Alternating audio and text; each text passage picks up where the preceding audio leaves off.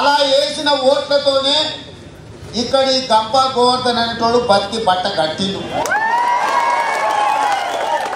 ఇవాళ మీ దయా దాక్షిణ్యాల మీద, మీ త్యాగాల మీద మీరందరూ కష్టపడి ఇల్లు లేని గరీబోడు గంప గోవర్ధన్ ఓ పూట తింటే రెండో పూట తినడని చెప్తున్నాడు కదా. ఇవన్నీ నిజమే అనుకొని 35 సంవత్సరాలు నిరంతరం 30 ఏళ్ల వయసులో మంత్రిగా మీకు సేవలు మొదలుపెట్టి 11 శాఖలు నిర్వహించి మచ్చలేని నాయకుడిగా పేరు తెచ్చుకున్న షబ్బీర్ అన్నను కాదని గంప గోవర్ధన్ గెలిపించింది.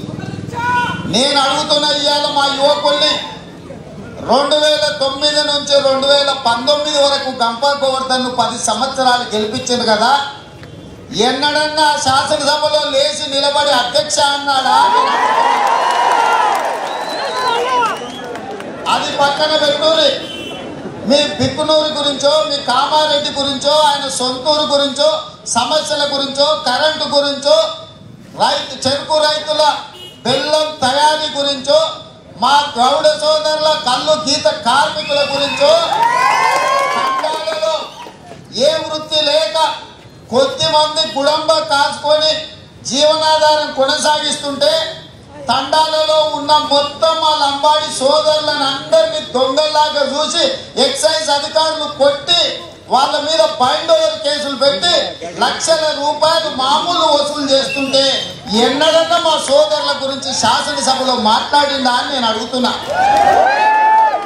మరి అసెంబ్లీలో నోరు తెరవనోడు, మన గురించి మాట్లాడనోడు, మనకు ఇల్లు ఇప్పియలేనోడు, మన దళితులకు భూములు ఇయ్యనోడు, మన గిరిజనులకు రిజర్వేషన్లు ఇవ్వనోడు, మన మైనారిటీ రిజర్వేషన్ల పేరు మీద మోసం చేసినోడు, మన రైతులకు ₹1,00,000 రుణమాఫీ చేస్తానని చేయనోడు, చదువుకుంటున్న పిల్లలకు ఫీజు రియంబర్స్మెంట్ ఇవ్వనోడు, నిరుద్యోగ యువతకు నౌకర్లు ఇవ్వనోడు, చివరికి తెలంగాణ కోసం ఆత్మ బలిదానాలు చేసుకున్న అమరవీరుల కుటుంబాలను గౌరవించనోడు,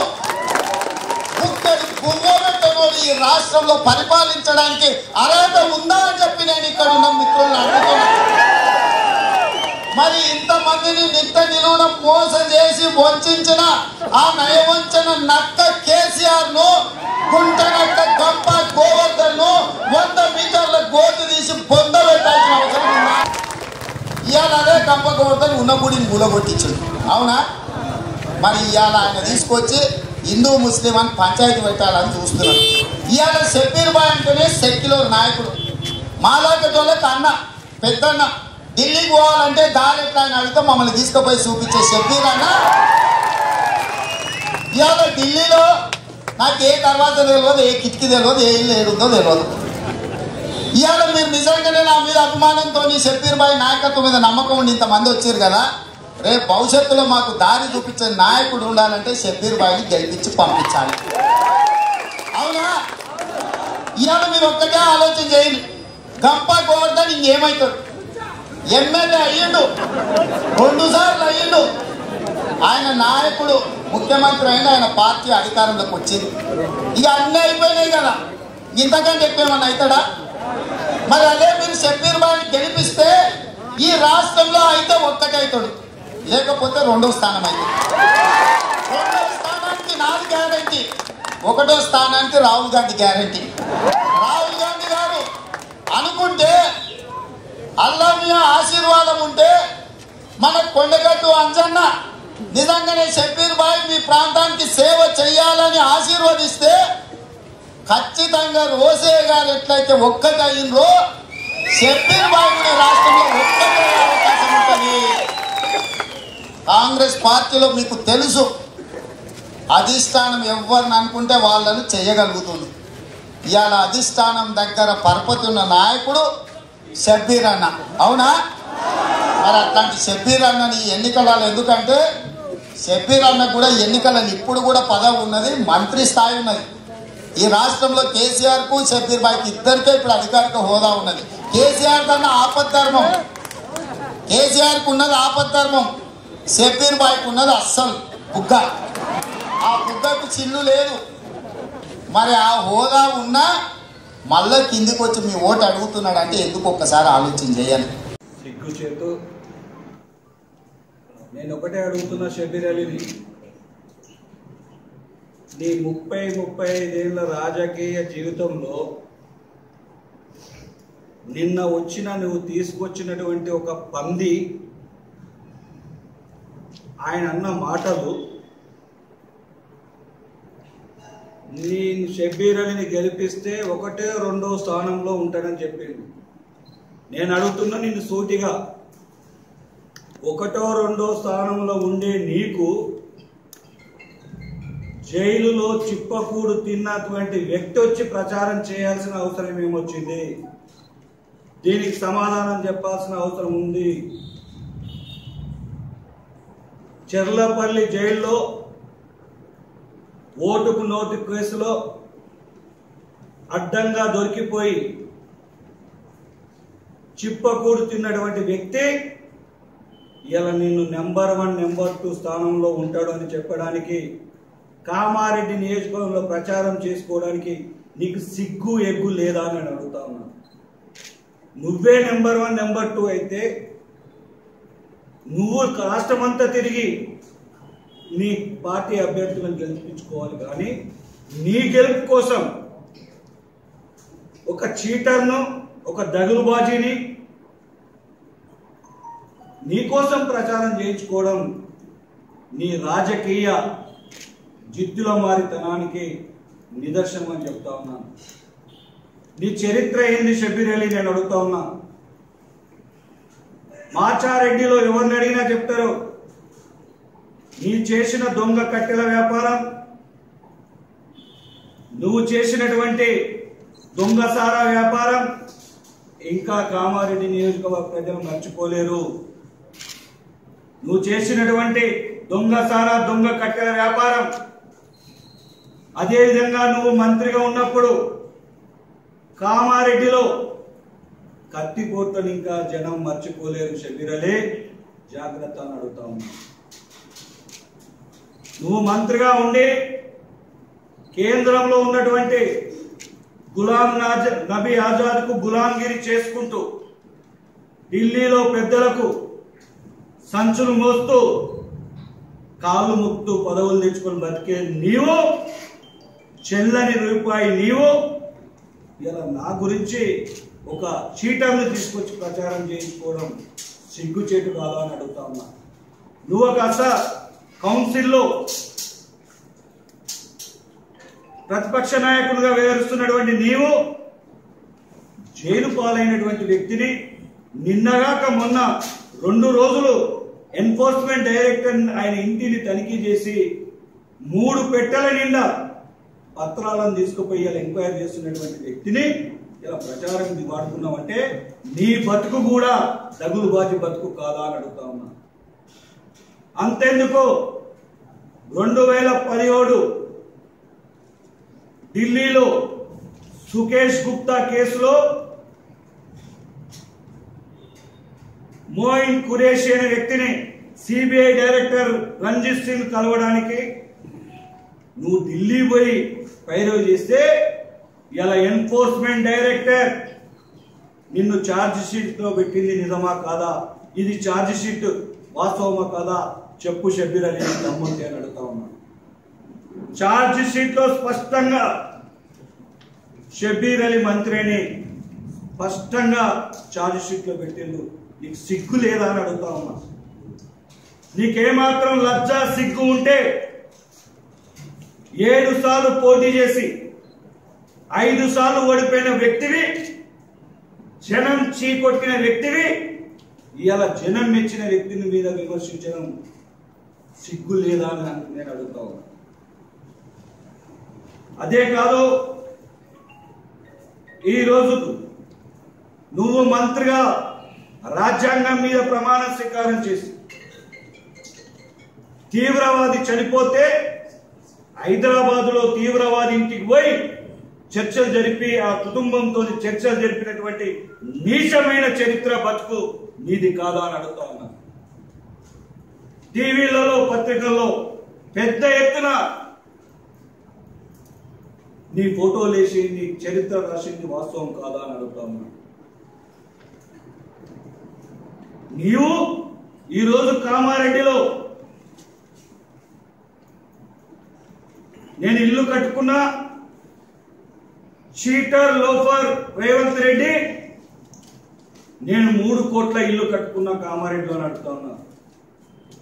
ఎస్, నేను 220 గజాలలో ఇల్లు కట్టుకుంది వాస్తవం.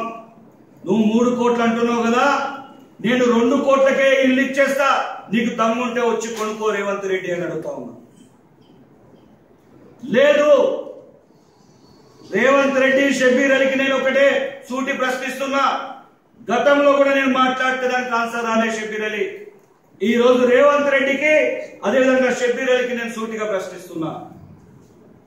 నేను 94 ఎమ్మెల్యేగా కాకముందు అయిన తరువాత ఈ రోజు వరకు నేనేం ఆస్తులు సంపాదించినా, నేను కానీ నా కుటుంబ సభ్యుల పేరు మీద ఉన్న ఆస్తులు కానీ, అదేవిధంగా నువ్వు 89 మొదటిసారి ఎమ్మెల్యే గెలిచిన నుండి ఈ రోజు వరకు నువ్వు నీ కుటుంబ సభ్యులు 2007 రేవంత్ రెడ్డి మొదట ఎమ్మెల్సీ, 2009 ఎమ్మెల్యే, 2014 ఎమ్మెల్యే, 2007 నుంచి ఇప్పటి వరకు నువ్వు సంపాదించిన ఆస్తులు అర్రాసు చేసి ప్రజలకు పంచుదాం, నువ్వు మీరు సిద్ధమా నేను అడుగుతా ఉన్నా. నీకు దమ్ము ధైర్యం ఉందా నేను అడుగుతా ఉన్నా.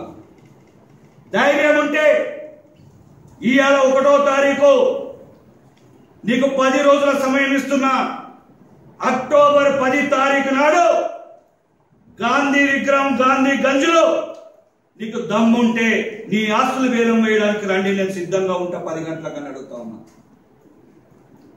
మీ 2 లోపర్ చీటర్స్ రండి అని అడుగుతా ఉన్నా. ఇలా నీతులు చెప్పి ఇలా రేవంత్ రెడ్డి 2009 నీ ఎన్నికల అఫిడవిట్ 2009లో నీకు 3 కోట్ల రూపాయల మొత్తం ప్రాపర్టీ భూములతో సహా అన్ని చూపించినావు. 2014కు ఇలా 13 కోట్లను మళ్ళీ చూపించినావు. ఇది ఎక్కడికి వెళ్ళి వచ్చినాయి చెప్పు అని అడుగుతా ఉన్నా. ఈ డబ్బులన్నీ 5 సంవత్సరాలలో ఎక్కడి నుంచి సంపాదించినావు చెప్పు అని అడుగుతా ఉన్నా. ఇవాళ 2009, 2014 2 ఎన్నికల అఫిడవిట్లు ఇలా అందరి ముందు పెడతా ఉన్నాను.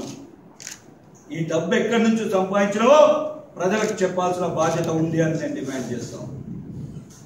నేను ఒకటే అడుగుతా ఉన్నా, నీ బతుకు నువ్వు, నీ చరిత్ర ఏంది ఒక్కసారి రేవంత్ రెడ్డి నేను నిన్ను అడుగుతున్నా.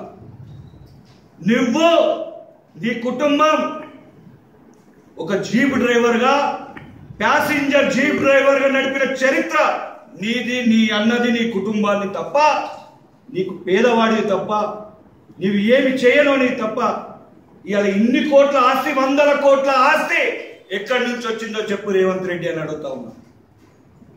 ఇలా ఎన్ఫోర్స్మెంట్ డైరెక్టర్ నన్ను కోట్ల రూపాయలు సంపాదించిందన్నవే, నేను ఈ ఛాలెంజ్ చేసిన దానికి ముందుకు రా. నేను కోట్ల రూపాయలు సంపాదిస్తే ఇన్కమ్ ట్యాక్స్ డిపార్ట్మెంట్ కానీ, ఎన్ఫోర్స్మెంట్ డిపార్ట్మెంట్ కానీ నీటి మీద ఎందుకు తనిఖీలు చేస్తూ ఉంది? దీనికి సమాధానం చెప్పు అని అడుగుతా ఉన్నా. నీకు దమ్ము ధైర్యం ఉంటే దీనికి ఆన్సర్ ఇయ్యు రేవంత్ రెడ్డి అని అడుగుతా ఉన్నా. ఇలాంటిది లేకుండా జైపాల్ రెడ్డి సెంట్రల్ మినిస్టర్ తమ్ముని బిడ్డను నాగార్జున సాగర్ లో ఒక పడవలో కలిస్తే పాటలు పాడి గుట్టలు వేసుకున్న వ్యక్తివి, ఆ రోజు పెళ్ళైన తర్వాత మామయ్య ఇచ్చిన డబ్బుతోని చిన్న చిక్కడపల్లిలో చిన్న స్క్రీన్ ప్రింటింగ్ పెట్టుకున్నటువంటి వ్యక్తివి ఇలా ఇన్ని కోట్లు ఏడికలు సంపాదించినవో సమాధానం చెప్పు అని అడుగుతా ఉన్నా. ఇలా ఇన్ని కంపెనీలు నువ్వు మొన్న 2 ఏళ్ల కింద నువ్వు కట్టుకున్నటువంటి ఇల్లు జూబ్లీస్ లో నిజాం ప్యాలెస్ లాగా కట్టుకున్నటువంటి,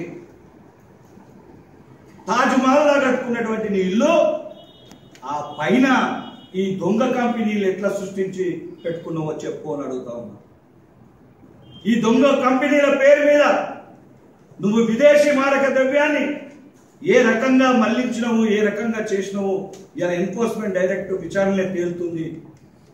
గతంలో చిప్పకూడు తినొచ్చిన వ్యక్తిని మళ్ళీ రేపో మాపో చిప్పకూడు పోవడానికి తినడానికి నువ్వు సిద్ధంగా ఉన్నావు అనే సంగతిని ప్రజలందరికీ తెలుసు.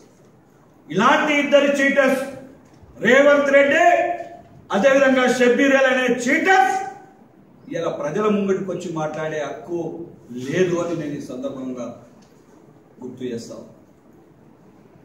నేను ఒకటి, ఈరోజు కేసీఆర్ గారి నాయకత్వంలో గత 4 సంవత్సరాల 3 మాసాల కాలంలో ఎన్నడూ లేని అభివృద్ధిని ఇలా కామారెడ్డి నియోజకవర్గంలో చేసి చూపించాను. మొత్తం రాష్ట్రంలో అభివృద్ధిని, సంక్షేమాన్ని చేసి చూపించినటువంటి రాష్ట్రం ఈ దేశంలోనే ఏకైక రాష్ట్రం తెలంగాణ రాష్ట్రం. ఏకైక ముఖ్యమంత్రి తెలంగాణ ముఖ్యమంత్రి కేసీఆర్ తప్ప ఇంకొకరు కాదు. ఇవన్నీ మర్చిపోయి చెప్పిన వాగ్దానాలను, మేనిఫెస్టో పెట్టిన వాగ్దానాలను కాకుండా ఇలా రైతు బంధు కానీ, రైతు బీమా కానీ, కేసీఆర్ కిట్టు కానీ, అమ్మ ఒడి పథకం కానీ విపరీతమైనటువంటి ప్రజాదరణ పొందినటువంటి పేద ప్రజలకు ఉపయోగపడేటువంటి కార్యక్రమాలను చేసినటువంటి ప్రభుత్వం మా ప్రభుత్వం, మన కేసీఆర్ ప్రభుత్వం అనే సంగతిని గుర్తు చేస్తున్నాం. ఇవన్నీ మర్చిపోయి ఈ ప్రభుత్వం ఏం చేయట్లేదు, సంపాదనకే అయిందని చెప్తా ఉన్నారు. నేను ఒకటే అడుగుతా ఉన్నా, ఈ రోజు నేను చేసిన ఛాలెంజ్కి మీ ఇద్దరు నాయకులు అక్టోబర్ 10 గాంధీ విగ్రహం దగ్గరికి మీరు రావాలని డిమాండ్ చేస్తా ఉన్నాను. ఇప్పటికైనా బుద్ధి తెచ్చుకొని లోపల మాటలు, చీటర్ మాటలు మానుకో, లేకపోతే నాలుక కోసేస్తా, ఖబర్దార్ రేవంత్ రెడ్డి అని చెప్తా ఉన్నా. నాలాంటి నిజాయితీ పనుల గురించి నీ ఇష్టం వచ్చినట్టు మాట్లాడితే ఊరుకోని, ఖబర్దార్ రేవంత్ రెడ్డి అని హెచ్చరిస్తా ఉన్నా. నీకు దమ్ము ధైర్యం ఉంటే నా ఛాలెంజ్ను స్వీకరించి రమ్మని నేను డిమాండ్ చేస్తా ఉన్నా. ఏంటండి, వీడియో నచ్చిందా? అయితే ఓ లైక్ వేసుకోండి, లేదంటే ఓ కామెంట్ చేయండి. ఎప్పటికప్పుడు మా వీడియోస్ చూడాలంటే సబ్స్క్రైబ్ చేసుకోండి.